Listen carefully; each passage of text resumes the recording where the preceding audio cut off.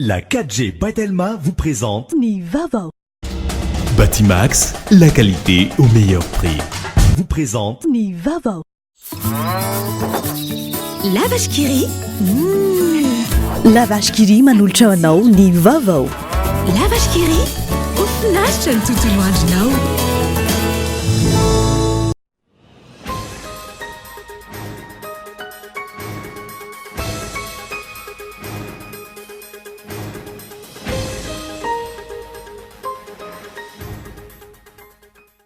Araky nefa nampanantenan'ny filohan'ny repoblika natomboka tamin'ny fomba ofisiely androany ny fanamboarana tara ny lalam-pirenena fa 720 Moramanga Ampatondrazaka 12 volana no faharetan'ny dingana voalohany asa.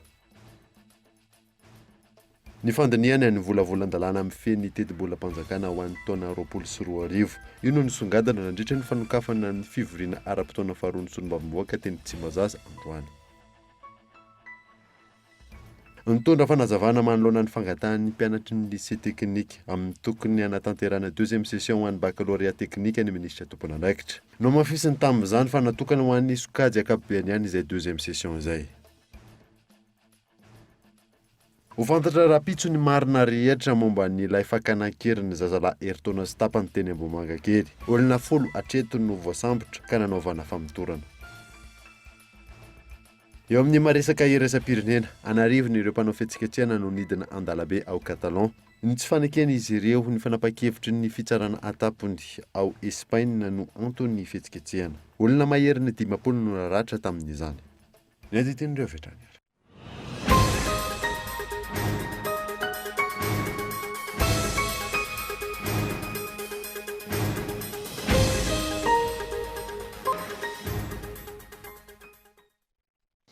Finaritra tompoko lasy sy tompoko vavy fotoana vaovao eto amin'ny Kultivika Manasanoara anaraka izany hatramin'ny farany. Nanombotsika ny vaovao raha toka isan'ny andodian'ny filoham-pirenena voalohany any Ambatondrazaka ny fanamboarana sy fanavaozana ny lalam-pirenena fa 720. Fototra fitrasa maro ihany koa ny tokanana ary toerana maro no tsidiana. Michel Arnardo. Taorian'ny fionan'ny filoham-pirenena Andry Rajoelina tamin'ny vahoaka tao Ambatondrazaka ny azo any Manaingazipo lalam-pirenena RN3 izay izy ary nanambara ihany koa ny fanombohan'ny fanamboarana ny lalana ao an-toerana ary efa bolana ny fanatanterana ny asa mandina ny 9 miliara ariary ny teti-bola hanaovana ny fanamboaran-dalana ka ny orinasa Kolasa no hanao ny tetikasa ary 30 taona ny lalana satria atao manara-penitra hanampy ny tantsaha ny fanamboarana ny lalana ao Manaingazipo raha ny fanazavana rehefa vita ny lalana ary hiakatra ny vokatra. Fa ankoatra ny tao Manaingazipo dia nitsidika ny fizotry ny asa fanamboarana ny foto-drafitrasa ahafahana mitsinjaran-drano tao Bevava ao anatin'ny distrika ny Ambatondrazaka faharoa ihany koa ny filoha. Araky ny veloran'ny filoha ny hanomezana rano fisotro madio dia natomboka omaly ihany koa ny asa fitrandrahana rano fisotro madio. Isitraka izany ny faritra 3, 20 hatramin'ny 520 metatra toratelo isan'ora ny rano ho azo amin'izany. Ny tanàna menamena tony zany amin'izao fotoana izao dia mijaly mahakasika ny rano Atanambao, Amboniangaly, Mangarivotra, Ambatoambo, Antanifotsy, indrindra koa ary nosy Rafiloary. Nisy ihany koa ny fanokana ny fanombohan'ny fanamboarana ny kianja manara-penitra Rasolonjatovo Ambatondrazaka.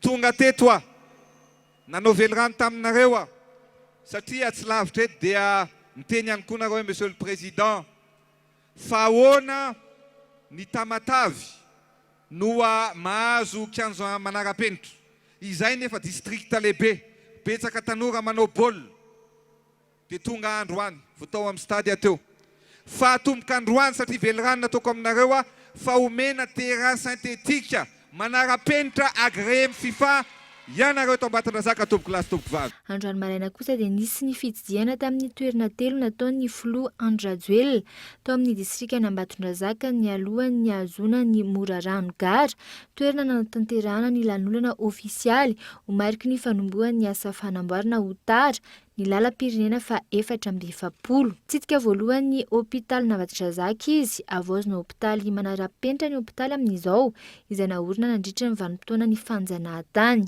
Nitsitsika ny centrale ny Jirama ihany koa ny foloa tao Ambatondrazaka.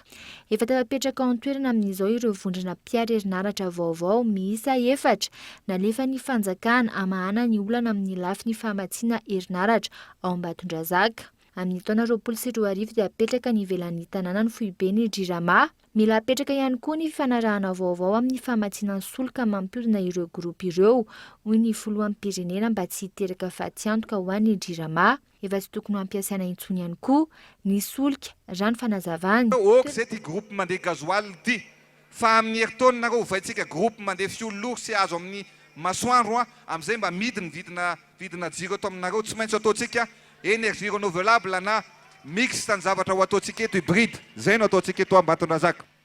Mba nanontany ihany aho hoe mba ahoana moa ny jiro manazava ny lalana ito amin'ny tapitanàna any Ambatondrazaka, mba manahoana maizina sa mazava? Iny lalana makany amin'iny ratatamy parapatonga any amin'ny gary iny maizina sa mazava? Matahotra hono ny olona mandeha amin'iny satria maizina, tsy mirehatra tsony ny jiron'ny poteau.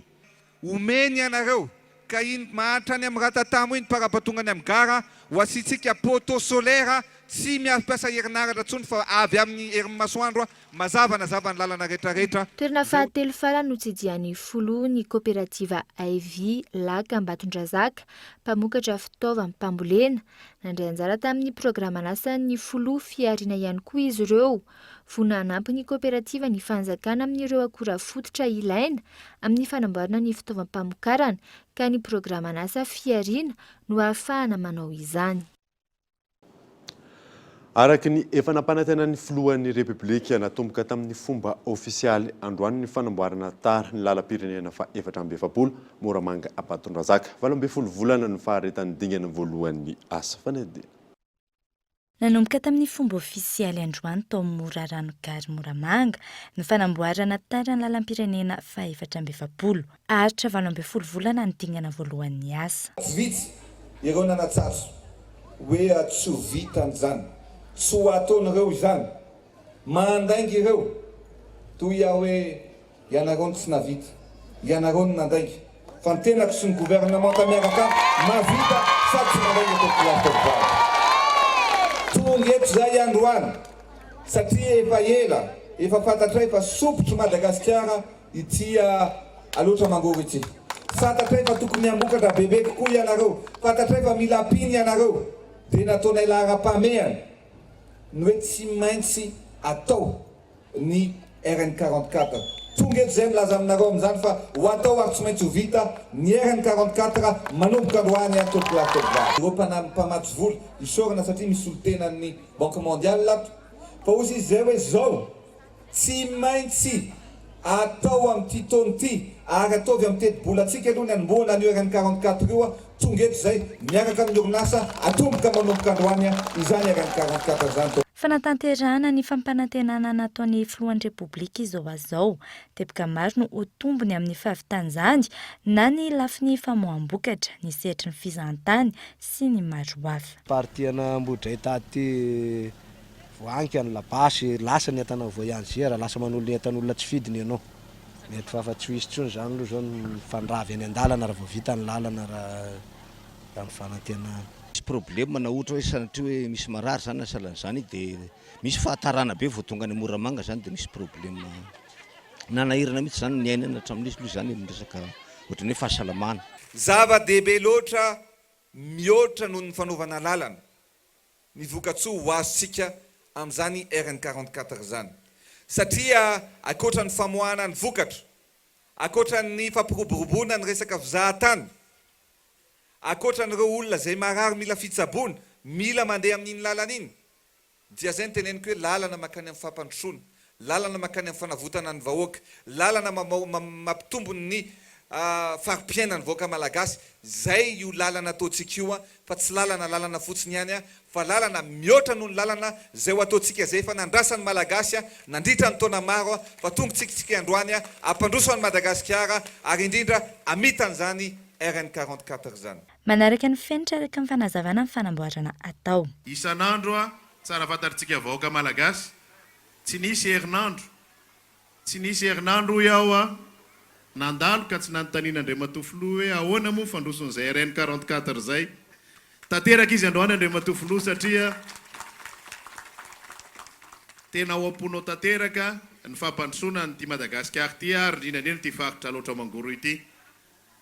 Ny lalana raha foezina ny fanazavana dia miala eo amavoay mandrapatonga ny vody ala ary ny fanamboarana azy dia amin'izao dia vola ny fanjakana malagasy madiodio aloha ary isaorana anao Andriamatofilo satria raha somary taraikiraiky ireo mpiara-miombonanto ka fanapa-kevitra ary ny teny tao amin'ny gouvernement tany hoe tsy maintsy atao ny lalam-pirenena 770 ary dia tanteraka somatsara izy androany. Nambara ny filohan'ny Repoblika ihany koa fa isy nitetika sahafo tanterana aty Moramanga sy Ambatondrazaka entina hampandrosoana izany. Isan'izany ny fananganana foto-drafitrasa toy ny toeram-pitsaboana manara-penitra sy ny maro hafa. Mifameno ny fampivoarana sy fampandrosoana eo amin'ny Madagasikara sy Komora ny Praiministra lehiben'ny gouvernement nandritra ny fitsidiana nataony tany Komora fitsidiana izay tafiditra ao anatin'ny fanamafisana ny fiara-miasa eo amin'ny firenena rototo. Fanampanazamana. L'émergence de deux pays. Mifameno ny fampivoarana ny firenena rototo enoko fa ankehitriny amin'ny alalan'ny fahavononana ny filoha malagasy sy ny filoha eto Komora ho afaka manamafy io fifandraisana io isika. Fifandraisana maharitra sy manantantara. Araka ny fantatrareo, firenena rotota ireo ka enoko fa ny feonana eto dia hitondra vahaolana azo antoka manoloana ireo fanontaniana maro. Tiako ny mampafantatra ny vahoaka malagasy sy ny komorianina fa zava-dehibe ny fiarahana ho amin'ny fampivoarana. Tsy manatafidy isika satria samy manery ny rosoatrano ny firenena rototo eo amin'ny sehatry ny toe-karena, ny lalam-barotra, ny kolotsaina, ny fanatanjahantena sy ireo sehatra rehetra indrindra ny diplomasia. Sur tous les plans, notamment diplomatique. Ny 15 Oktobra 1970 no nambara tamin'ny fomba ofisialy fa tsy zanatany Frantsay itsony Madagasikara. Hatreto rano tantara ny 14 Oktobra irery ihany no ankalazaina. Teboka maro no ahafahana mametraka marina ny tena fahaleovantena raha ny fanazavana azo. Michel Arnardzon. Efa notanterina teto amin'ny fampalam-baovao omaly fa ny 14 Oktobra no naterahany Repoblika voalohany teto Madagasikara.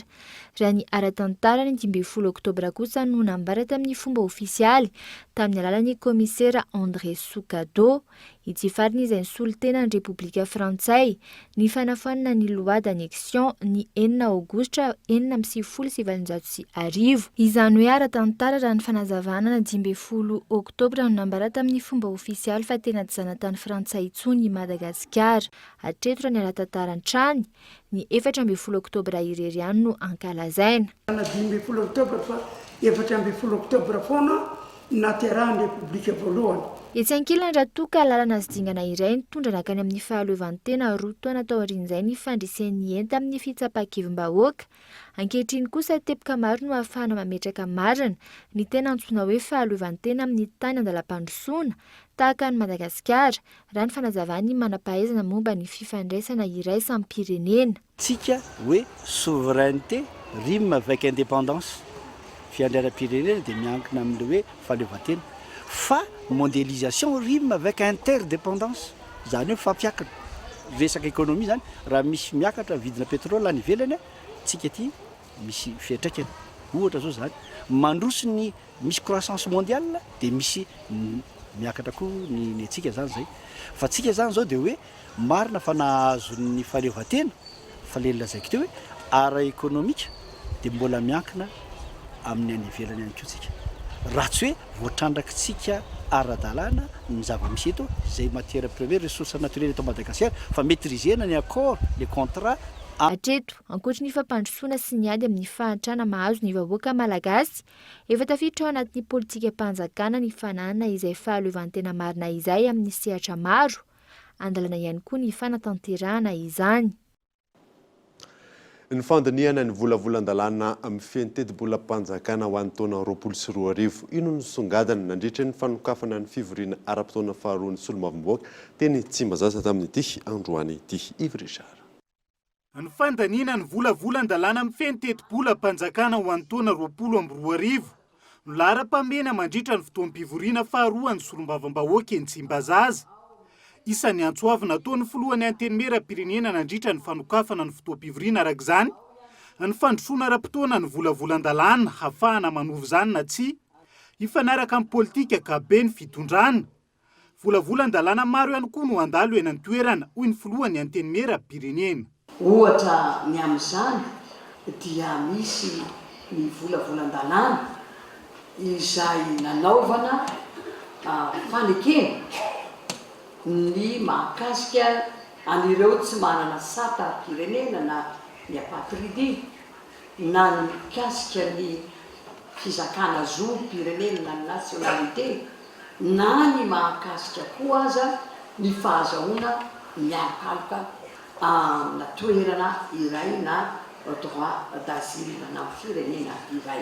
Fa mbola hitohizana ihany koa ny fandiniana amin'izao session izao dia hodinina koa ny lalàna mifehy amiditra. Nisongadina nandritra ny fanokafana ny fotoam-pivoriana faharoa ny solombavam-bahoaka ihany koa ny fananganana foto-drafitrasa toy ny tanamasoandro. Namafisy ny filohan'ny antenimera-pirenena tamin'izany fa ny tombotsoany rehetra ny tokony hibahan'ny toerana amin'ny fananganana foto-drafitrasa mpampandrosoana eto amin'ny firenena. Nitondra ny heviny momba izany ihany koa ireo solombavam-bahoaka nanaovana fanadihadiny. Ataontsika hoe Ray aman-dreny manana foana ny ahafantarana hoe ahoana ny hitondrana ny reto zanaka reto ho ampandrosoana.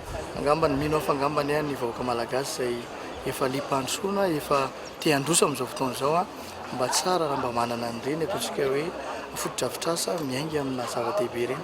Raha tsy teny fotsiny tsika fa eto akaikely eto Maurice izay anisan'ny tany aoriana be antsika tany efa manana building firy, manana trano, omena ireny mahantry ireny izy amin'izao fotoana izao. Ny fijerevana an'izany sosial izany dia anisan'ny zava-dehibe ao anatin'ny firenena anankiray. Mino aho fa angambany ahay fanamina tsika malagasy ary ireo vahoaka izay tompon'ny tany andeha mba ahay ihany koa ametraka an'izay hoe fandeferana ary fanomezana an-tany mba ampiasaintsika ho antsika malagasy rehetra fa tsy ho an'olon-tokana. Isan'ny asa miandro ny solombavam-bahoaka mandritra ny fivoriana ara-potoana eny Tsimbazaza ihany koa ny fanohizana ny asa manodidina ny fitsipika anatiny feno solombavam-bahoaka. Isan'izany ny fananganana ny commission de levier de l'immunité parlementaire araka ny 9/100 izay isahana lalàna manodidina ny fihazonana amponja ny solombavam-bahoaka sy ny maro hafa. Androany ihany koa ankilany no nisokatra ny fotoam-pivoriana ara-potoana ho an'ny antenimieran-doholona etsy Anosy. Tontolon'ny fampianarana nitondra fanazavana manoloana ny fangatahany mpampianatry ny lycée technique amin'ny tokony anatanterahana 2e session ho an'ny baccalauréat technique ny ministra tompon'andraikitra namafisiny tamin'izany fa natokana ho an'ny sikazy akabiany any izany. Ivry Saratra. Nitondra fanazavana manoloana ny fangatahany mpampianatry ny lycée technique amin'ny tokony anatanterahana ny 2e session ho an'ny baccalauréat technique ihany koa androany ny ministra ny fampianarana ambony sy ny fikarohana ara-tsiansa. Nambarany tamin'izany fa ny fikorotanana samihafa taorian'ny fipetrany raisina manoloana ny fiparitahany lazahadina no antony nirosona tamin'ny fanadinana manokana ho an'ny baccalauréat sokajy ankapobeny. Rehefa misy hoe examen atao dia tsy maintsy misy sujet maromaro ary izay sujet izay no ampiasaina rehefa sanatria misy fito ohatran'ilay teo izany. Ny antony nanaovana ny 2e session exceptionnelle dia satria rehefa nigerena izany ilay fuite iny dia misy hitanareo tsara organisation isan-karazany mety hoe na nohitohina ny mpianatra mety hoe déstabiliser ny mpianatra. Dia izay no mahatonga ilay izy hoe session exceptionnelle ho an'ny enseignement général. Tao anatin'ny baccalauréat ny enseignement général no nisy ny fuite tany amin'ny baccalauréat technologique professionnel et technique tsy nisy an'izany fuite de sujet izany akory. Ary raha ohatra ary izany hoe nisy korotana tany alarobia noho ny sujet ny famantsika dia nidécalentsika izany ilay lazahadina tamin'ny fotoana io. Tsy miova arak'izany ny daty anatanterahana ny fanadinana manokana na ny 2e session ny baccalauréat sokajy ankapobeny izay hanomboka ny alarobia 7 amby 20 hatramin'ny sabotsy 4 amby 20 ny volana oktobra ho avy izao. ho voatazana raha-potoana ihany koa arak'izany ny famoahana ny voka-panadinana izay tombanana ny 27 ny volan'izao hoy ny fanazavana trany. Ntoy androany fitsidihana ifotony nataon'ny candidat IRK Naina Andritsetsoana fokotany enina natao amin'ny boriboritany voalohany teto Antananarivo renivohitra no nitsidihany tamin'izany miantarandrianay. Anaty azo isotry manaritsy isotry ambalavo isotry ampefilo ary soraka ampatsakana. Ireo indray no nanatosisany kandida ben'ny tanànan'ny IRK Naina Andritsetsoana fidinany fotony tamin'ity androany ity. Ny haino etaetany mponina ny tena ny nandritrio ary nijery ny olana tiany an-toerana. Izan'izany ny teto amin'ny CEG ampefilo. Depuis des années, rehefa avy ny orana dia tena tongatra aty dia tena ohatra mila lakana reny mihitsy.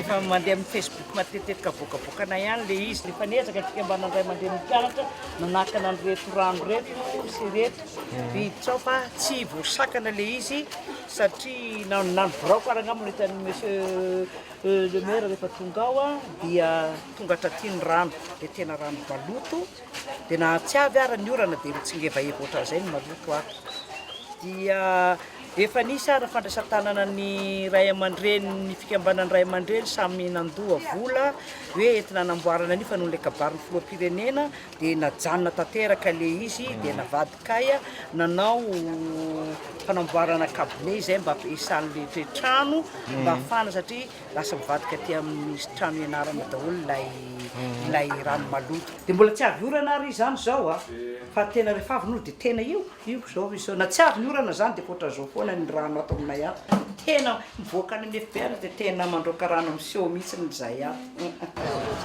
Amiko zany tsara miara-miasa foana tsisy amizay tsy mifamingana raha vao couleur samihafa zany mitondra dia tsy maintsy misy faminganana na inona endriny fa tsara foana zany hoe mba mitovy lalak'izorana ny eo amin'ny commune sy ny any amin'ny fokotany sy ny any amin'ny mpitondra dia mety ahita zavatra sika. Isan'ny olona iainan'ny mponina saika andavanandro ny fahalotoan'ny tanàna, ny fakoetseroa, ny fiakaran'ny rano sy ny maro hafa ety an-toerana. Ndraisy ny kandida avokoa ny fitariana vahoaka ary nambarany fa hisy ny fijerena vahaolana manoloan'izany. Zava-dehibe ny fidinany fotony tahaka izao ahafana mijery ny tokony ho lahatra-pahamehana amin'ny fampandrosoana komina. Itoy hatrany izany ny fanazavana. Iara isalany hervelona rehetra amin'ny distrika Manandrina iady amin'ny tsy fandriam-pahalemana nambarany solombavamboaka voafidy tany an-toerana fa tsy ekena intsony ny kinamanamana io ny nasaina. Kaomina 12 no mandrafitra ny distrika ny Manandrina ao amin'ny faritra Amoron'i Mania. Saika tany-tsany 700 ny mponina ao amin'ity distrika ity.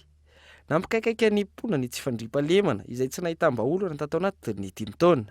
Manoloana izany nanambara ny solombavamboaka ny Madagasikara voafidy tany an-toerana fa ilaina ny fiarahamentany rehetra hiadiana amin'ny tsy fandriam-pahalemana ary tsy ekena intsony ny kolikoly. Noraisiko ny andraikitsy tsy mikely soroko aho ary mbola vonona mandrakariva hanatanteraka ny atity. Mbola vonona mandrakariva isolotenanareo vahoaka ny Manandrina hanao ny asa ny solombavamboaka. Andaontsika hitady hikatsaka ny fandriam-pahalemana. Aoko zay mba hatao raha magnatsio. Avy live efa tsala maotiko ny halatsa. Ka dia eto aho dia miteny. Manao ezaka ny fitondram-panjakana. Zay taritin'Andriamatoa Filohandry Rajoelina. Aoko atsika samy ananatry ny zanany, ny havany, ny mpiray tanàna sy ny mpiara-monina. Mba tsy hirona amin'izany halatsa zany ary dia milaza aho eto amintsika. Hanao azy ty fitondram-panjakana ty.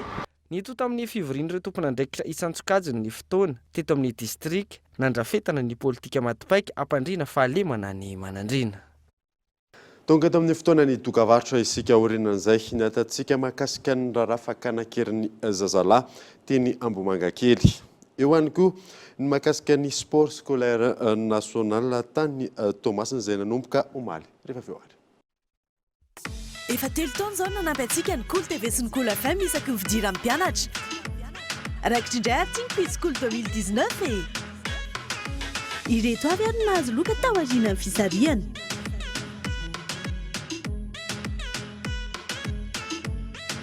tongavana aty amin'ny Cool TV rotsdik ex Somagel ny alarobia 9 oktobra na ihany koa ny alatsinainy 20 oktobra amin'ny ora sasany tolakandro miaraka amin'ny karapanondro maka ny lokanao misaotra tompoko.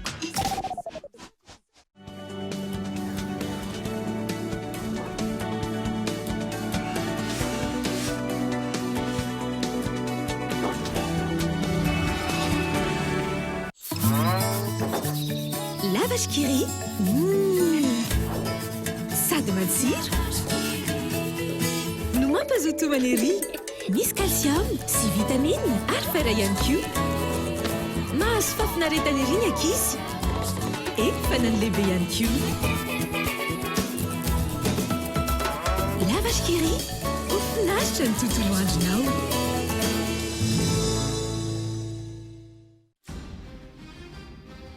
Le CNAM Madagascar vous offre une possibilité d'acquérir un diplôme international qui vous ouvre les portes dans le monde.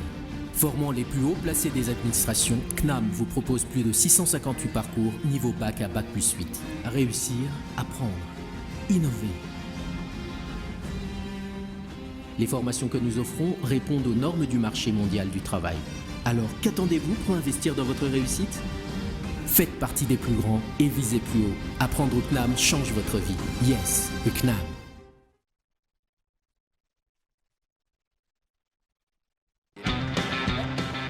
Oui, appel vers tous les opérateurs.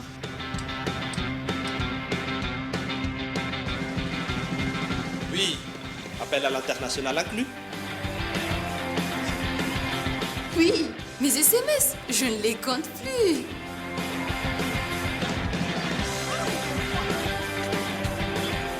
Et oui, l'Internet à la vitesse 4G. 0,5 arrière par seconde vers FAF et Club First. 1 arrière vers Telma et 3 arrière vers les autres opérateurs. Vous aussi, soyez First. À partir de 10 000 arrières, First Premium. Et découvrez toute la gamme First sur www.telma.mg ou rendez-vous en Telma Shop. Telma, sa fidque numéro 1 Malagasy. Attention, on ouvre. Action! Pour ma maison, j'ai toujours confiance en Batimax. Et hop, je profite de cette immense occasion. Super! Plus de cadeaux surprises pour des achats en lot. Chez Batimax, on déstocke de 30 à 70% sur des milliers d'articles. Que demander de mieux? Offre valable jusqu'à épuisement des stocks de notre showroom. Batimax, la qualité au meilleur prix.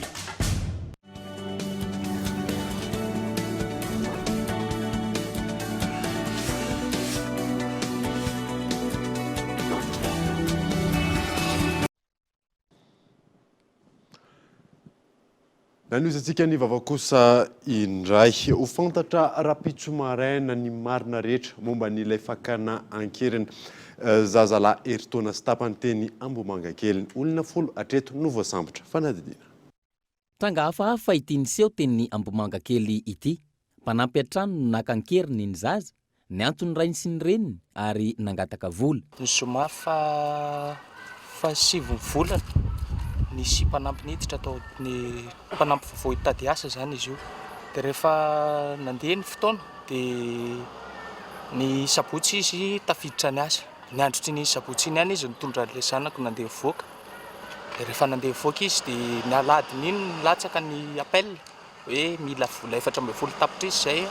Raha tsy izany vononay ty zasy ty. Dia raha ny alatsinainy iny ny fe-potoana andoavana an'ilay vola. Dia ny alatsinainy moa na hoe zay nanaiky andohala izy dia hoe nalefa tsikelikely.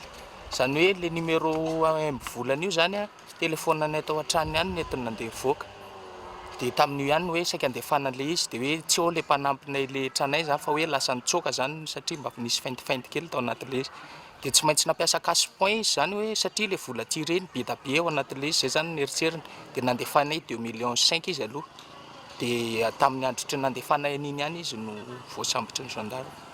Zany hoe efa teny an-toerana zany ny gendarme. Efa nisy isaky ny cash point Ambohimangakely efa nisy gendarme teny civil daholo. Dia marihana hoe zay voaka miditra eo satria tsy maintsy mbola narirarirana tamin'ny telefôny izy aloha hoe allo ohatra zao aloha dia izy le anarany dia hoe efa lasa le izy nefa zavatra mbola tsy nalefanay ny teny zay hoe efa lasa le izy. Omaly ny natratraranay ireo mpakankeriny ireo no ny ezaka sy ny paikady napetraky ny zandary teny an-toerana. olona folo voakasika amin'ny fakanan-keriny no nanaovana fanadiadiana ary aorian'izay vao fantatra ny marina rehetra sy ny antony nahatonga ny fakanan-keriny.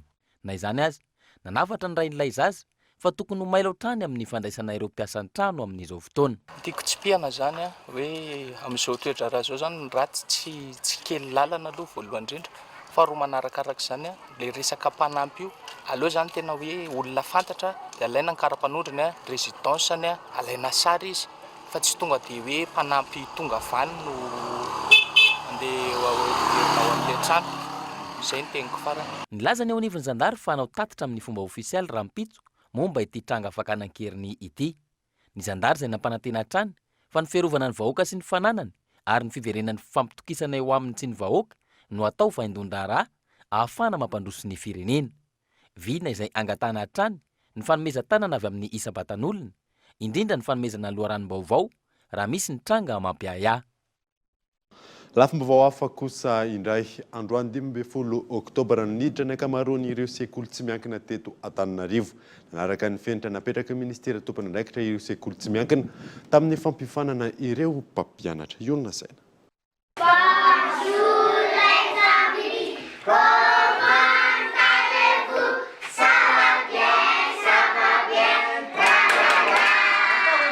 Androany no niditra tamin'ny prise de contact ny ankamaroan'ireo sekoly tsy miankina teto Antananarivo. Tsy nahitana fiovana oharina tamin'ny teo aloha raha ny isan'ny mpianatra. Ho an'ity taom-pianarana 2024 ity raha ny fanadihadiana natao tamin'ireo sekoly tsy miankina ary hita ny fahavonona ny ray aman-dreny ampianajanaka. Raha ny fahavitrian'ny ray aman-dreny dia somary nanatombo kely raha mihoatra ny tamin'ny taon-dasa. Hita ihany na dia hoe somary miaina ao anatin'ny fahasarotana ary ilay ray aman-dreny nisy fahavitriana ihany ohatran'ny akabetsahany zany dia miteny hoe ajanona daholo aloha ny zavatra rehetrarehetra fa tsy maintsy atao vaindohan-draharaha ambony zavatra rehetra amin'ny fianaran'ny ankizy. Saika tonga daholo ny akabeazan'ny ray aman-dreny. Ny ezaka nanatanteraka ny fanoratana ny zanany, fampidirana ny zanany aty an-tsekoly. Entina anatsarana hatrany kalitaon'ny fampianarana omena ireo mpianatra, nisy ny fampifanana nomena ireo mpampianatra sy ny fanatsarana ny efitrano fianarana.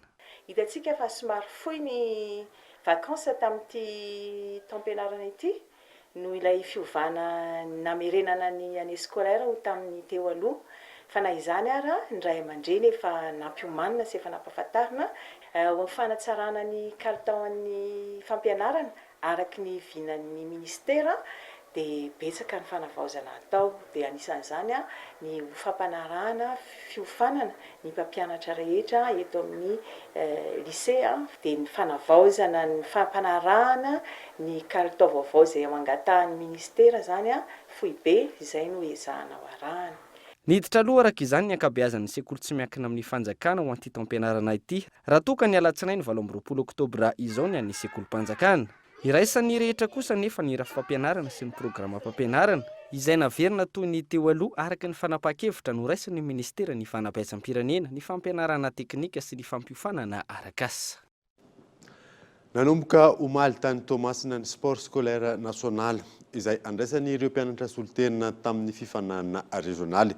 Tonga nanokatra izany tamin'ny fomba ofisialy tany an-toerana ny ministry ny fanabeazam-pirenena fampianarana teknika sy fanofanana arak'asa. Zava-dehibe eo amin'ny tontolo ny fanabeazana ny fanaovana fanatanjahantena, mifameno amin'ny fitezana maha-olom-banona izany. Io no ventiteny ny ministry ny fanabeazam-pirenena fampianarana teknika ary fanofanana arak'asa nandritra ny fanokafana tamin'ny fomba ofisialy ny sport scolaire national tamin'ny Toamasina omaly. Ilaina ny manao fanatanjahantena mba ahafahana mampirindra ny fibeazan'ny ankizy, ny fivelaran'ny ankizy ara-batana sy ara-tsaina mba hitombo ny firindran'ny hetsika mifanaraka amin'ny fivelaran'ny saina.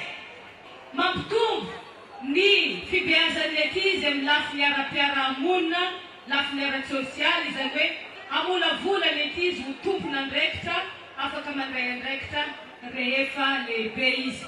Lara-pahamena ho an'ny fitondram-panjakana raha nambarany hatrany ny fampiroboroboana ny sehatry ny fanatanjahantena eto Madagasikara izay miainga any amin'ny fanabeazana fototra. Izao fitondrana izao dia mamefahana ny fanatanjahantena ampiroborobo ny fanatanjahantena mba hananana ny firenena malagasy ny ambom-po-pirenena ny fahatokisantena ny fitiavana ny fireneny ny fitiavany ny tany aviny koa mananateraka izany ny ministera ny fanabeazam-pirenena fampianarana teknika sy arakasa mba hatafahantsika manatratra ny vina izay napetraky ny flo Andrinirina Rajoelina. Mandray anjara mandritra ny andro maromaro amin'izao sport scolaire izao avokoa ireo solitena mpianatra avy amin'ny faritra maro tafakatra tamin'ny fifaninanana regionaly nandritra ny fanaraha-masina nataon'ireo tompon'andraikitra no nahatratrarana fisolokiana taona nataona mpandray anjara miisa 7 ka nalefa nody avy hatrany izy ireo.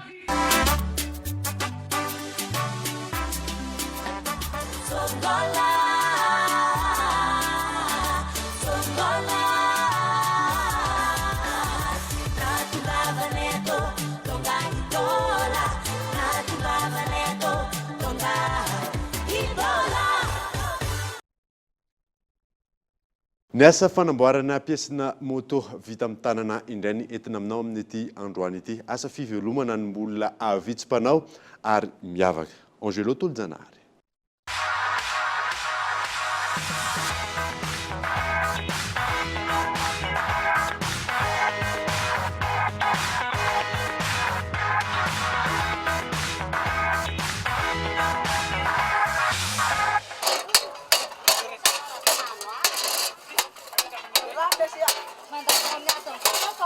Feo tahaka izany hatrany no iainan'ny Andriana Sofetra isan'andro, isan-kerinandro ary mandritry ny taona. Mpanamboatra piesina moto no asany. Ny visy alimo no akora ampiasainy. Amboariny avokoa rehefa mety fitaovana ilaina amin'ny fanatsarana ny endriky ny moto, indrindra ireo taza-maso. Amin'ny valora maraina, tahaka ireo mpiasa birao izy no manokatra ny tsenany, eny anaty hazo isotry, ary tsy mikatona raha tsy amin'ny 9 ariva. Adiny 3 eo no anaovan'ny piesy moto iray. Ary manodidina ny 5,3 ariary ka hatramin'ny 5 ariary ny vidiny. Manambady amanjanaka i Andriana Sofetra ary io asa io no namelonan'ny ankohonany nandritra ny 2 taona. Ny akora ampiasaina amin'ity zany aluminium dia any Ambalavoany Magazy anaovana lomba rehetrarehetra amin'ny moto zany resaka carénage na moto. Toy izao atao garde boue tony. Misy ilay olona mieritreritra hoe vy mafy no vita sinoa plastika. Inona moa zany maha-plastika sy ny vy azy, sy ny vy ve nieritreretiny eo mafy. Mpanao fatapera no asan'ny Andriana Sofetra tany am-Piandohana. Araka ny nambarany, ny fitiavany mikarokaroka sy ny fankafizan'ny moto no nahatonga azy hanamboatra piesina moto tahaka izao. Natana anaovana an'ilay asa izay ingam-pananao manokana mihitsy zany nanao an'ilay izy. Mahita ny olona mijerijery dia izay ataony hoe dia eritreretana dia avy eo aplikena fotsiny raha tonga aty an-trano. Fitaovana ampiasaina izao ireo daholo. Relle dia marteau dia tony dia marteau hazo. Izay zany fitaovana ampiasaina amin'ilay izy. Mateza kokoa ny piesy vita malagasy hoe Andriana Sofetra ary tsy mena mitaha amin'ny vokatra avy any ivelany. Nolazainy ihany koa fa mila amin'ity ary mampivoatra ny asa ataon'ny mpanao asa tanana tahaka azy raha te hivoatra amin'ny fiainana.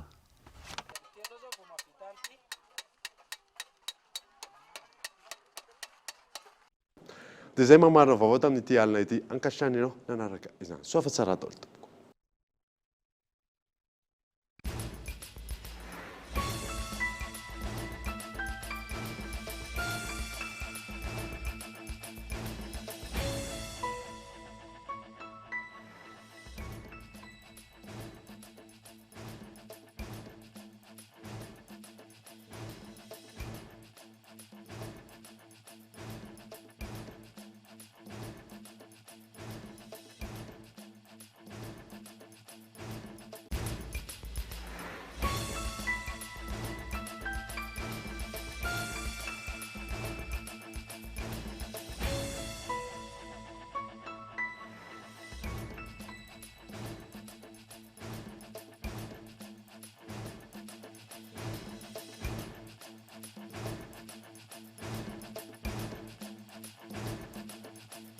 La 4G Batelma vous a présenté Nivavo. Batimax, la qualité au meilleur prix. Vous a présenté Nivavo. La vache qui rit. rainao teo ny fampalalam-bavao miaraka tamin'ny lavashkiri lavashkiri ofinaritra ny tontolo andronao